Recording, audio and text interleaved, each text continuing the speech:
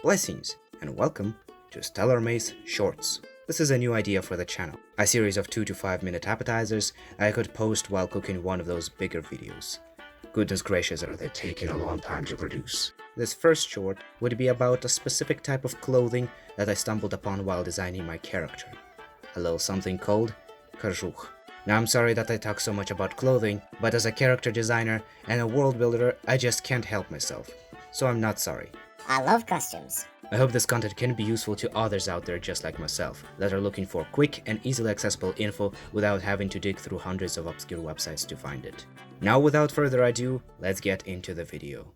Kozhukh is a type of sheepskin coat that you will often stumble upon when looking up Slavic winter coats.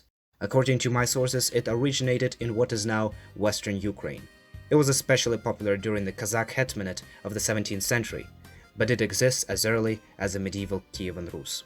Nowadays this coat has evolved into Dublonka. Translated into English, Kozhukh literally means something skinny, or skin thing. Good day, sir.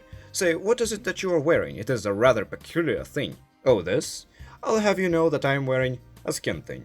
This name comes from the fact that it's made out of sheepskin, sheep, of course, being the primary livestock of pastoral cultures living here. Unlike the shuba, Kozhukh has a wool inside and a skin outside. This kept warm not only the Western Ukrainians, but also the nomadic Turkic tribes of Central Asia, from whom the design may have been borrowed.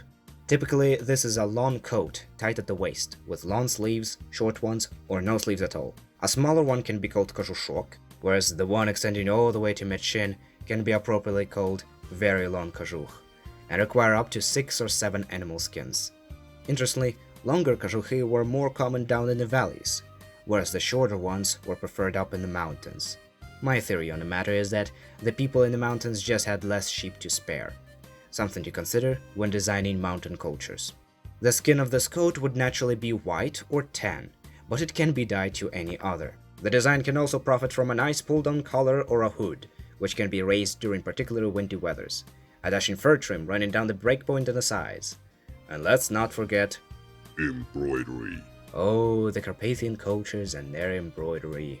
Traditionally, it would appear most on women and the wealthy. Luckily, my character is both. If you like this video, be sure to click the like button and consider subscribing if this is the type of content you want to see more of. This video was made in honor of Dr. Miroslav and Anna Hnatyuk. Fleeing from communism, they eventually came to America in 1949 and have worked to preserve the Ukrainian cultural wear by collecting textiles and costumes. The stunning work of art that is the Hnatyuk collection is currently owned by Ukrainian Museum Archives in Cleveland, Ohio. This Kozhukh is part of that collection. And with that, I will end my first StellarMace short. Have a charming day, and see you on the next Subota.